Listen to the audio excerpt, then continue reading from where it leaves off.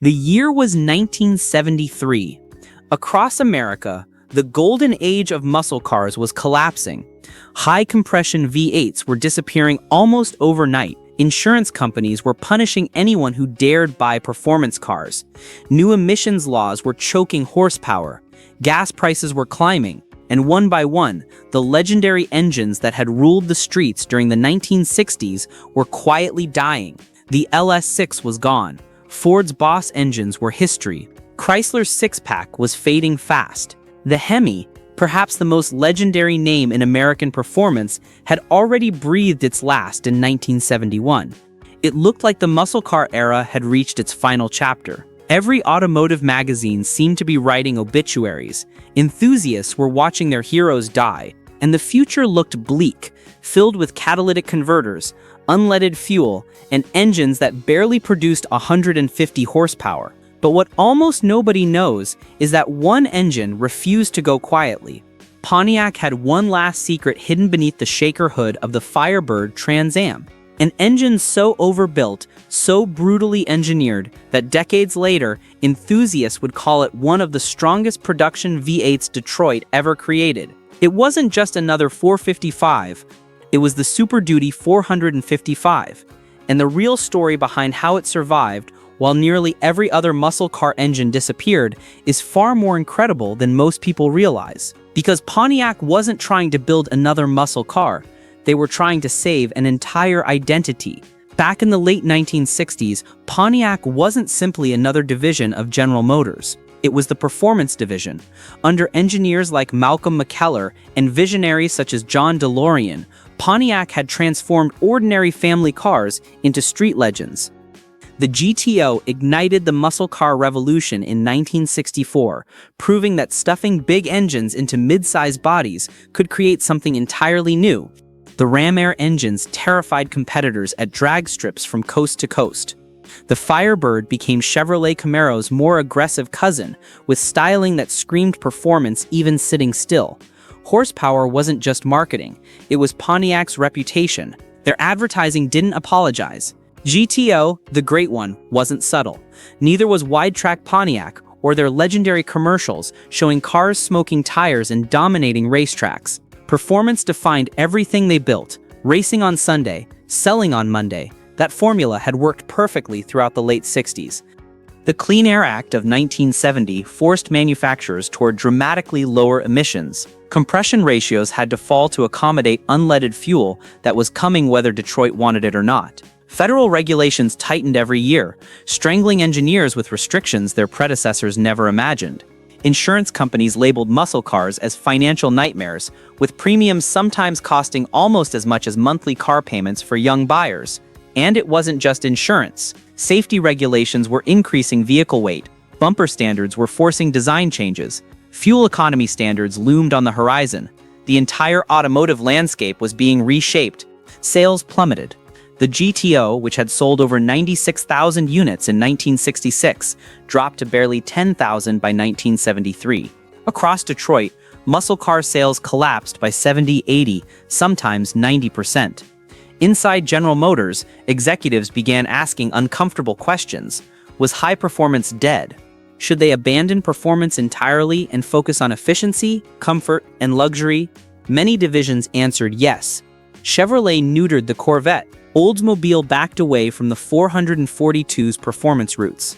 Even mighty Chrysler was retreating. Pontiac refused. Instead of surrendering, engineers quietly began developing something extraordinary.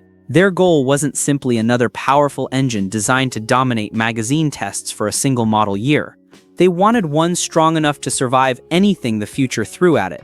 An engine that could meet current regulations and adapt to even stricter ones coming. An engine that could run on pump gas without detonating itself to pieces. An engine that wouldn't leave owners stranded with broken crankshafts, cracked blocks, or oil starvation failures. But there was a problem.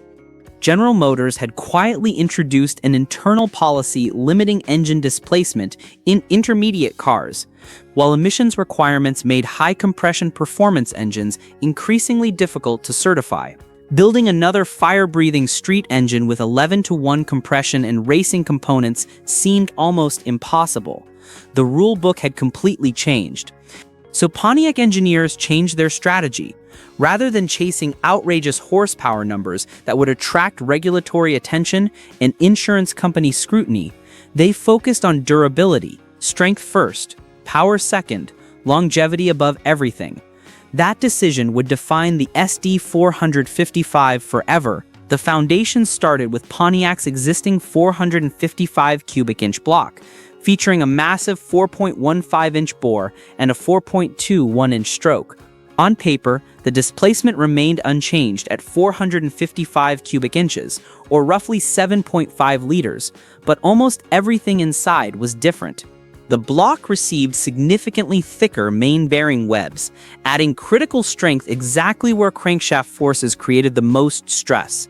Engineers reinforced the lifter valley with additional material to prevent cracking under extreme loads, a common failure point in racing applications. The bulkheads supporting the crankshaft were strengthened and redesigned.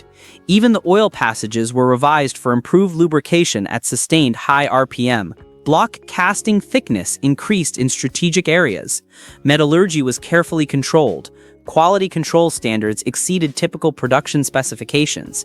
It looked like a production block. In reality, it resembled a racing engine hiding in plain sight, and that was only the beginning. Instead of conventional cast connecting rods that had served adequately in street engines for decades, Pontiac installed forged steel rods capable of surviving enormous cylinder pressures. The crankshaft itself used premium nodular iron with carefully machined fillets designed to reduce stress concentrations that could eventually lead to catastrophic failure. Forged aluminum pistons were originally planned during development before production requirements shifted to specially engineered cast pistons for durability and emissions compliance, a compromise that actually improved reliability. The reciprocating assembly was balanced with precision that wouldn't have been out of place in professional racing engines. Every rotating component was carefully matched. This wasn't mass production. This was hand-built quality hidden inside a factory engine. Compression ratio, just 8.4-to-1. In the muscle car world, that sounded almost embarrassing. A few years earlier, Pontiac's Ram Air 4 had used approximately 10.75-to-1 compression. Chevrolet's legendary LS6 454 reached 11.25-to-1. Chrysler's HEMI engines had pushed even higher. Performance meant compression. Everyone knew that. The SD-455 looked weak on paper. Appearances were deceiving. Most people don't realize that lowering compression wasn't simply about reducing power or meeting emission standards. That allowed the engine to survive on lower-octane unleaded fuel while dramatically reducing detonation, the engine-killing phenomenon that destroyed pistons, shattered rings, and cracked cylinder heads. High-compression engines of the 1960s lived on premium leaded fuel. Remove that fuel, and they became ticking time bombs. The SD-455 was designed for the real world that was coming, not the fantasy world that had just disappeared. Instead of living on the edge of detonation, it was built to keep fighting year after year. And then the engineers addressed another weakness that had plagued performance engines since the beginning. High RPM oil starvation had destroyed countless performance engines. During extended hard acceleration or high-speed cornering, oil could uncover the pickup or fail to reach critical bearings quickly enough. Bearings would starve, metal would contact metal, engines would seize. Pontiac redesigned the lubrication system with improved oil routing, enlarged passages, and a high-capacity 80 psi oil pump that flowed significantly more volume than standard units. Windage trays helped control oil movement around the spinning crankshaft, reducing aeration at high engine speeds that turned oil into foam instead of lubricant. 4-bolt main bearing caps, normally reserved for racing applications, secured the crankshaft with redundancy that practically eliminated cap walking. One engineer reportedly joked that they had built the bottom end like it was going into Daytona. He wasn't far off.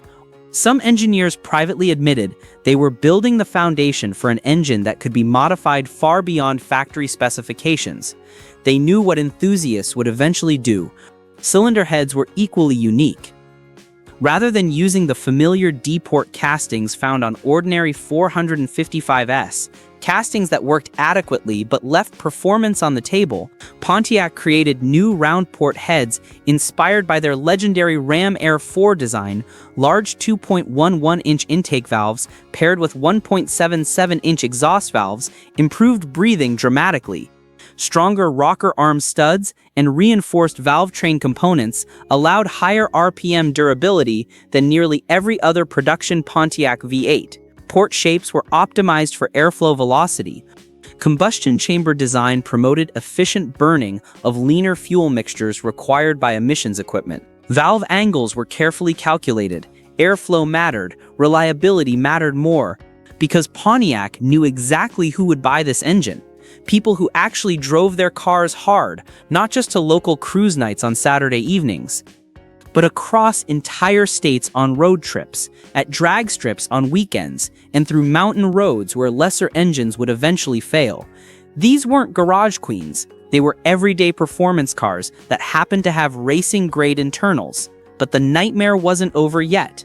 By 1972, horsepower ratings across Detroit had suddenly collapsed in what seemed like overnight catastrophe, not because engines instantly became weaker, but because the industry switched from gross horsepower ratings, measured with no accessories, open exhausts, and optimized conditions, to the far more realistic SAE net system that measured power as actually installed in vehicles. Numbers dropped by 30, 40, sometimes 50%, not from actual power loss, from honest measurement. The SD-455 officially produced just 290 net horsepower at 4,000 revolutions per minute, and an astonishing 390 pound-feet of torque at only 3,600 revolutions per minute.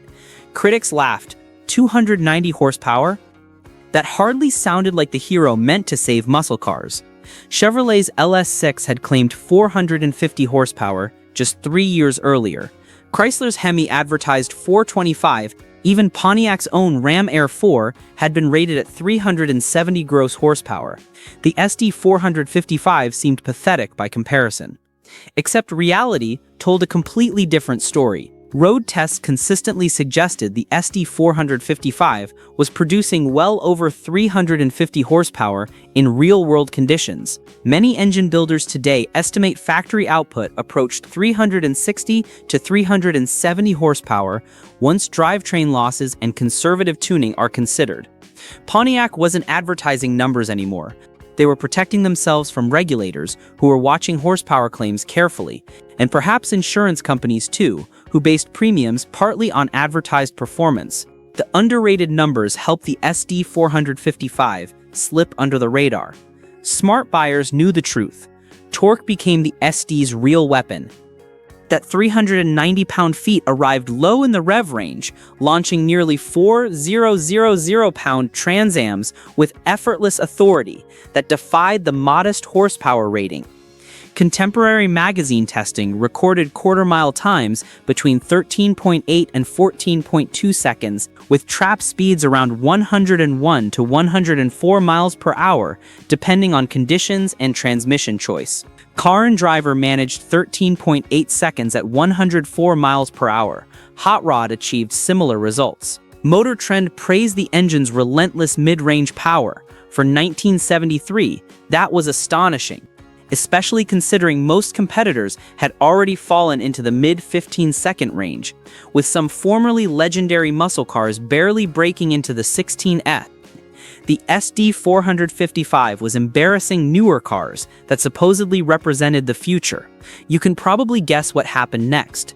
Demand exploded. Enthusiasts who understood what Pontiac had created immediately wanted one.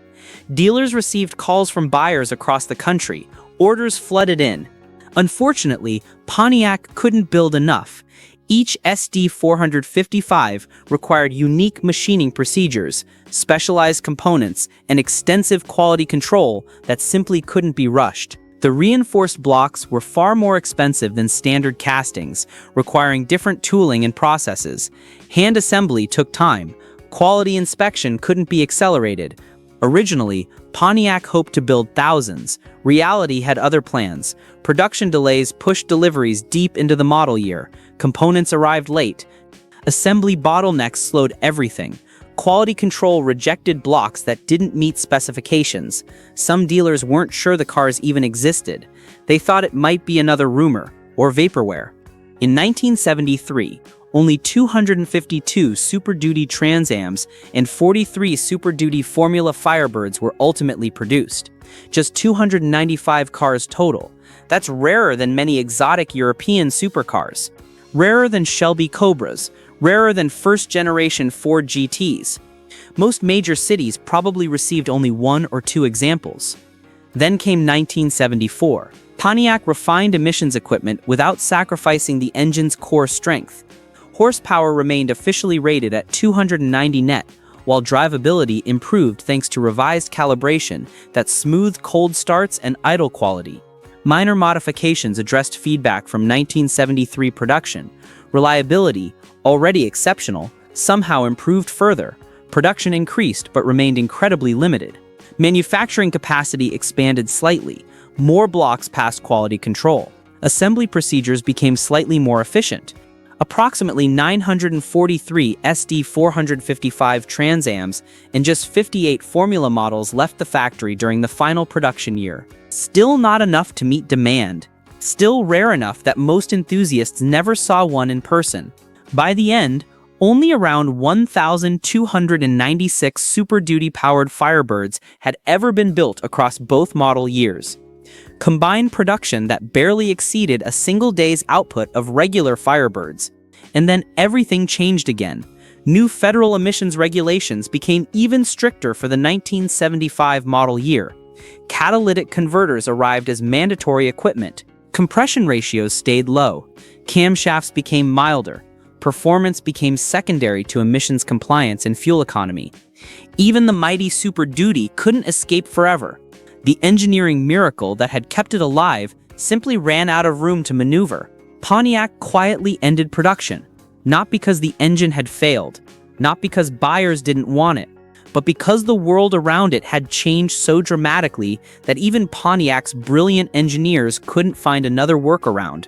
Ironically, that's exactly what makes the SD-455 so remarkable. Unlike so many legendary muscle car engines that disappeared because they couldn't adapt, engines designed for leaded fuel, low emission standards, and cheap insurance, the Super Duty survived longer precisely because Pontiac engineered it differently from the beginning. It wasn't chasing magazine headlines. It was chasing longevity in a changing world.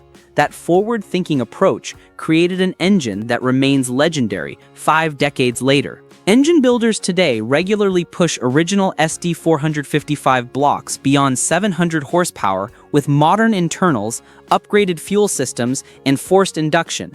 Some carefully prepared racing combinations have exceeded 1,000 horsepower using reinforced versions of those original castings.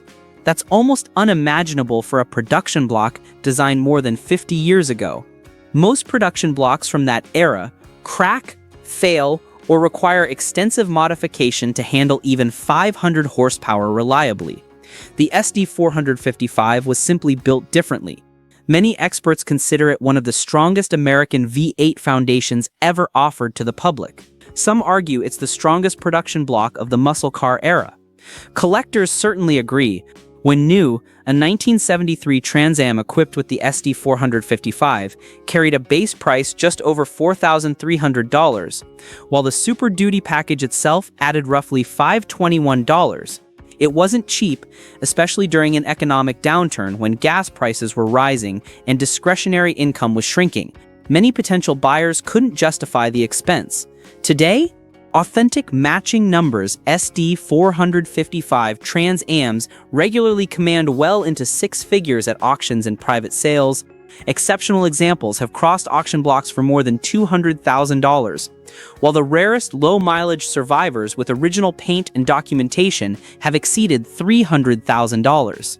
Some predictions suggest values will continue climbing, not because they're the fastest muscle cars ever built.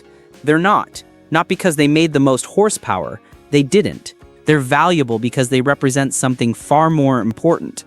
The final stand of Detroit's original muscle car era, a machine built when everyone else had already given up. A testament to engineers who refused to let regulations kill their passion. There's one final twist that makes this story even better.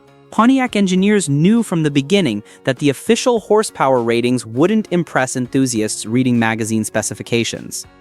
The numbers looked weak compared to engines from just a few years earlier, so they focused on something no emissions test could measure and no regulation could restrict.